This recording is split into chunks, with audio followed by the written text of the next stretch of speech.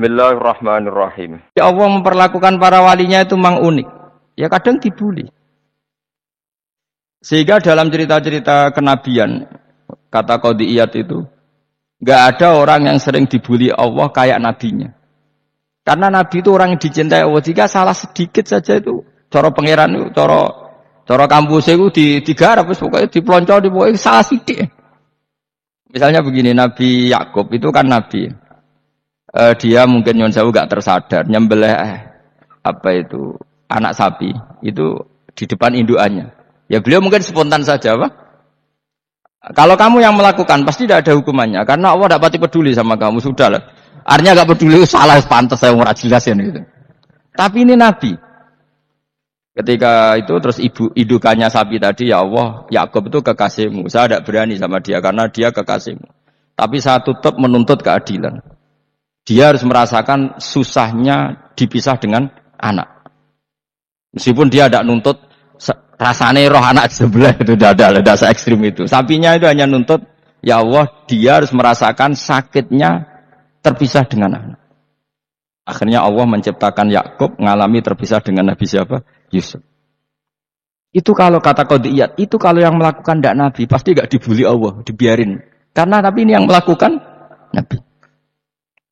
Terus ini Nabi Yusuf lagi. Mana rasa daftar wali berat? Nabi Yusuf itu di penjara itu karena terdolimi apa karena memang dia salah? Terdolimi. Dan Nabi Yusuf itu Nabi. Nabi Yusuf itu Nabi. Nabi betul memang benar-benar Nabi. Meskipun ganteng dia Nabi. Disyaratnya Nabi ganteng kira-kira mlebu. Nabi itu harus ganteng, enggak boleh. Nabi elek ora oleh. Karena Allah izin di kekasih kok kriting elek. Allah itu jadi selera tadi ya. Kabeh nabi mesti yang paling ganteng di kaumnya, yang paling nasab. Enggak boleh nabi kok pesek, kriting, ndek itu enggak boleh. Tapi kalau sudah jadi orang soleh oleh, tapi kalau nabi enggak boleh, enggak boleh. Nabi Yusuf ganteng, masyhur kan cerita Nabi Yusuf dengan siapa? Zulaikha. Dan belum ada orang dalam keadaan darurat masih cerdas kayak perempuan. Jadi singkat cerita, ketika Yusuf diajak Zulaikha selingkuh enggak mau kan keluar dari kamar. Delalah kebetulan wa alfaya sayyidah radal bab. Itu si Zulaikha tadi spontan langsung bilang, "Wahai suamiku, apa hukuman orang yang ingin menodai keluargamu?"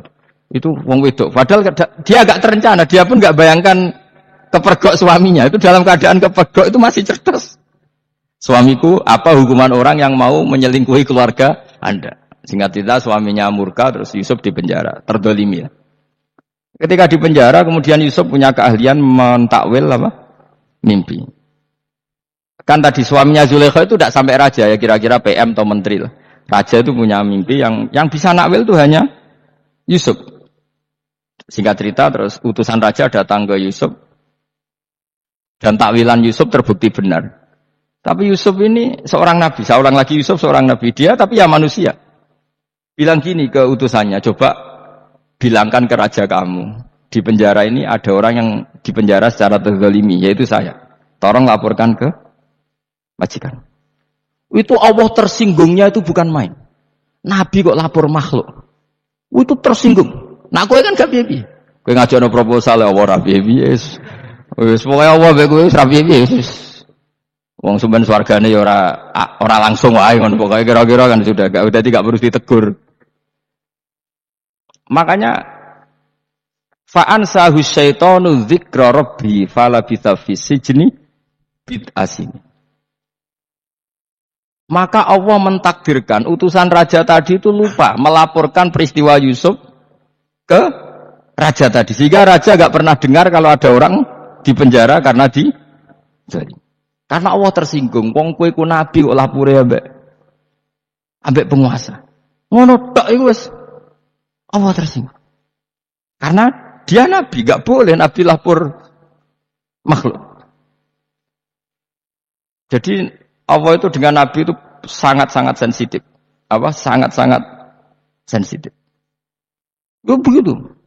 Terus cerita yang terkenal, meskipun ini gak ada di Quran, Nabi Musa. Nabi Musa itu pernah sakit gigi. Karena dia mentang-mentang kalimullah, orang yang sering komunikasi dengan Allah, minta ya Allah, tolong tunjukkan obat gigi saya itu apa.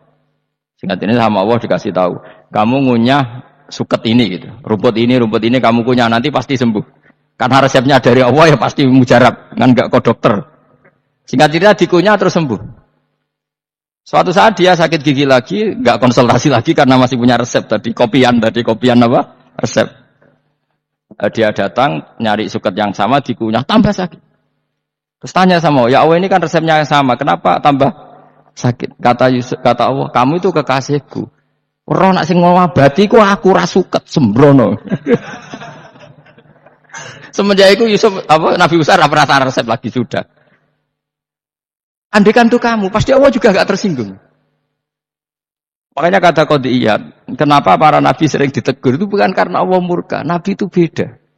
Jadi kesalahan kecil atau apa-apa yang menurut kita ada salah itu untuk nabi salah. Makanya di ahli sunnah ada kaidah apa?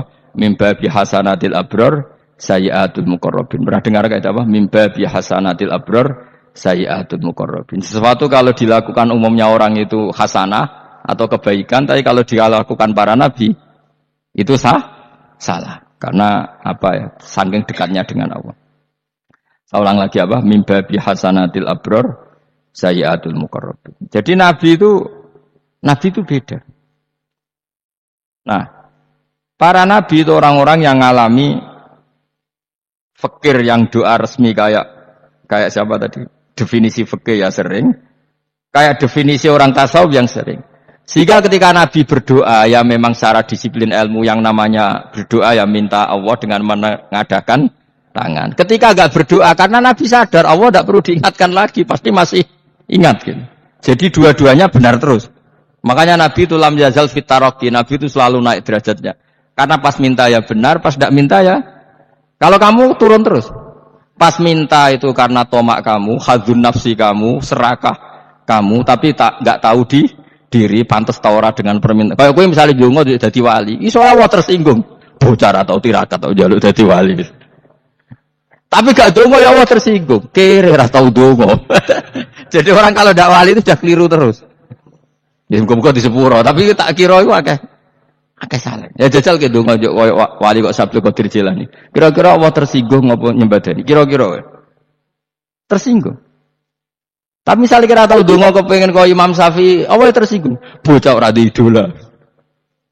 Terus piye Gus? Ora piye-piye kadung salah biasa wae wis. Wis bakat salah no. Bakat salah. Ini sedungane sing gampang guys mesti bener. Rabbana dzalamna anfusana wa lam taghfir lana wa tarhamna lanakunanna minal khasirin.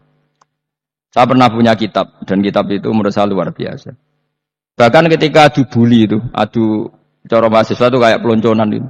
Nabi sama Nabi pengiran didu dan itu sekali yang satu salah melakukan disiplin ilmu pengiran itu digradasi. Dan Allah memang mengancam gitu. Kalau kamu melanggar ini, la'ah biton namin diwani nubuah. Nanti la'am khuan namin diwani nubuah. Kamu saya hapus dari buku kenabian. Tes-tesannya ya lucu. Misalnya begini. Kata Nabi Musa kan ditanya. Ketika dia khutbah ditanya orang. Siapa orang paling alim ya Nabi Allah? Sekarang orang paling alim itu siapa? Nabi Musa jawab, saya kan. Itu Allah tersinggung karena wong kok mletene ngono. Tapi andai kan Nabi Musa kok jawab Fauzi itu salah, tambah salah meneh. Atau enggak Furuhin malah salah meneh. Tapi jawab Musa ya salah. Saya Gusti, saya kan. Orang paling alim siapa? Saya. Terus Allah memperingatkan Musa, ada seseorang yang lebih alim ketimbang kamu. Coba kamu harus ketemu dia. Terus ketemu singkat cerita ketemu Nabi siapa? Khidir. Terus dalam 3 sesi ini, 3 babak ini buli-bulian. Nabi Khidir itu dalam 3 babak ini selalu kelihatan salah. Di antaranya adalah cara sekarang ya mungkin digoncengno sepeda motor atau perahu kalau dulu yang menggratisi dia numpangi sepeda motor malah spionnya dicopot ya. Spionnya dicopot, dirusak. Nabi Musa kan sudah digratisin malah ngerusak yang motornya yang apa? Menggratisin. Nabi Khidir masih tenang. Kamu tidak paham gitu. Jadi Nabi Khidir mesti stok kamu tidak paham. Itu kata syurrahul hadis termasuk Ibnu Hajar Al-Asqalani bilang gini. Setelah itu kedua membunuh anak kecil. Musa tambah marah. Anak yang belum punya dosa kok kamu bunuh sampai 3 kali ada 3 peristiwa. Itu kata syurrahul hadis. Andai kan Musa kok diam tidak protes, maka dia akan disalahkan Allah. Karena dia berarti membiarkan kemungkaran di depan matanya tanpa reaksi. Jadi sebetulnya ketika Musa berontak itu Nabi Khidir, Nabi tenan gitu maksudnya. Jadi itu kan unik. Tapi berontak yo disalahno. Dadi angel sandi tes-tesan dadi nabi ku ya angel. Misalnya kok Nabi Musa itu kayak model santri Jawa Timur. Nabi Khidir salah nggih nderek mawon. Ya ora nabi jero barang mungkar. Menengae. Berarti yo nabi goblok ngono kira-kira gitu. Makanya memang Musa harus konsisten seperti itu, harus demo terus gitu. Kayak saya misalnya sebagai kiai fikih, kiai ya harus seperti ini cara mulang saya. Enggak boleh saya misalnya terus anut mulang terus tawadhu semeneng itu ora karu-karuan. Jadi andekan Musa kok tidak protes itu malah salah. Ya memang harus. Dan itu Nabi Khidir dia nabi tenan ya. Makanya Nabi Khidir akhirnya respect. Tidak ada hati sebaik Abu Musa. Risi itu gak nyaman ketika melihat kemungkaran. Jadi itu sebenarnya poin. Tapi lucunya Nabi Khidir ya nyalan. Tak kandani ora takok kok men takok. Tapi ya disalahno. Ya aku jare Nabi Musa, ya jajal gawe peristiwa meneh aku tak sabar ra takok bareng. Kon jajal neh. Bareng dijajal ya protes meneh. Bareng protes meneh tinggal satu kali kesempatan. Kowe takok meneh wis ora dadi muridku. Dikasih kesempatan lagi, ya proses mana deh numpas. Tapi itu justru itu menjadi kelebihannya Nabi Musa karena syarat seorang nabi adalah al-musara'ah ila ingkaril mungkar kata Ibnu Hajar Al-Asqalani. Syarat seorang nabi adalah secepat ngingkari sesuatu yang mungkar. Enggak boleh. Ya toh kan misalnya kita jadi murid terus gurumu itu gandeng artis atau gandeng penyanyi dangdut. Nggih nderek mawon. Jadi guru mumpet kok gila. Tapi kau yang loroi guru tersinggung. Ora roh hikmah iku. Kan bingung no. Di guru ini gak bingung no. Soalnya kayak di guru jadab corong Jawa Timur mau gurumu gandeng penyanyi dangdut. Reaksimu piye? Saya takut. Ayo loh, nak elek kan gak iri. Biasanya nak elek itu ora iri. Sekarangmu Pak. Sing ayu, sing potensi iri. Kira-kira reaksi kamu itu milih derek mawon apa berontak? Golek nak gurumu wong alim mesti nak pas meneng muridku goblok tenan gak sensitif roh barang mungkar dilakukan di depannya kok tidak reaksi tidak protes gebet tenan muridku. Tapi lucunya guru mau nak protes ya gak duwe akhlak iki. Guru lagi senenge kok ora oleh. Nah Nabi itu kan buli-bulian. Jadi Nabi Khidir dengan Nabi Musa itu tebak-tebak. Karena dua orang ini sama-sama kekasih Allah. Itu Nabi Musa justru barokahnya itu dia tidak pernah kelasmennya di bawah Nabi Khidir. Semua ulama sepakat kelasmennya Musa tetap di atas Nabi Khidir. Sehingga yang berlaku ya tetap ilmunya Nabi Musa. Bahwa membunuh anak kecil tidak boleh. Merusak perahu milik orang lain tidak boleh. Karena Allah tetap lebih respect dengan ilmunya Nabi Musa. Nabi Khidir tetap ilmunya nggak dipakai. Meskipun dia disebut hakikat. Karena ilmunya Nabi Khidir ngani ngoyo. Ngani ngoyo wong ape mutusno ngenteni nginceng Loh Mahfud. Lah sing iso iku sapa? Barang ra mungkin kok. Mulane Nabi Khidir terakhir menutup kalimatnya wa ma fa'altuhu an amri. Dzalika ta'wilu ma lam tasti alaihi sabr. Aku dhewe nglakoni ini ya ora roh, wis ditakdir nglakoni ngene. Dadi Nabi Khidir ya ora paham. Jadi wa ma fa'altu an amri itu akhir kira-kira artinya saya sendiri tidak melakukan ini karena inspirasi saya sendiri atau keputusan saya sendiri. Tahu-tahu saya ditakdir melakukan. Karena pas itu Nabi Khidir disetting semuanya dengan ilmu hakikat, yaitu bayi tadi memang kutiba kafiron. Kutiba apa? Kafiron. Memang dia nanti kalau umur nganti tua ditakdir mati kafir. Daripada mati kafir nanti ya sudah mati sekarang. Tapi enggak mungkin kan ada syariat daripada soben beling pateni gek cilik. Wah ya. Ya ora ono syariat, tetap ikut Nabi Musa. Makanya kata Ibnu Hajar Al-Asqalani itu uniknya Allah sama para wali-walinya. Waliku klirullah, iku tetep disenengi pangeran. Terus pangeran nabi-nabine yo gejol-gejolkan, yo pancen nak wong. Terus keempat gini. Tadi kan saya punya contoh 3, ini contoh keempat, ini terakhir. Nah, kakean kok ilmu ora cukup utekmu malah bingung kabeh. Nabi itu minggat itu boleh ndak? Tanpa pamit. Minggat itu pergi enggak pamit itu boleh ndak? Enggak boleh. Rasulullah meskipun kayak apa disakiti di Mekah itu tidak pernah minggat, tidak pernah hijrah. Saya ulang lagi, karena butuh izin. Tapi Allah pernah punya kekasih, yaitu Nabi Yunus. Nabi siapa? Yunus. Itu Quran meredaksikan ya abako. Abako itu terjemahnya apa? Minggat. Kalau pergi itu dhahaba. Tapi ini Allah meredaksikan itu abako. Abako itu ya minggat. Nabi Yunus itu dakwah di daerah Nainua. Ya. Nainua itu ya, Babylon sana. Kampungnya namanya Nainua. Ya, daerah Babylon. Ya. Babylon itu kalau di geografis modern ikut Irak. Ikut mana? Irak. Jadi Kufa, Basra, Babylon. Terus siapa itu yang ngalahkan pasukan Yahudi dulu itu Bukhtanasor, Hebuket, Nazir itu ikut mana? Babylon apa? Babylon. Wa ma unzila 'alal malakaini bi Babila Harut Marut. Makanya kalau ulama-ulama melihat Irak kacau sampai sekarang itu tidak kaget. Irak itu ardun mal'unah kalau di kitab-kitab. Bumi yang memang sudah terlaknati mulai dulu. Sehingga ketika ada kasus Saddam Hussein sekarang itu ulama tidak kaget. Zaman Rasulullah Sugeng itu Irak itu termasuk sudah bumi yang huna ka'azalazil. Di sana pasti banyak fitnah. Fitnah pertama yang dicatat sejarah adalah Mautul Husain apa? Kabudute Said siapa? Husain di Karbala. Era Imam Syafi'i adalah zaman misnah, ulama dibantai karena dipaksa mengatakan Quran apa?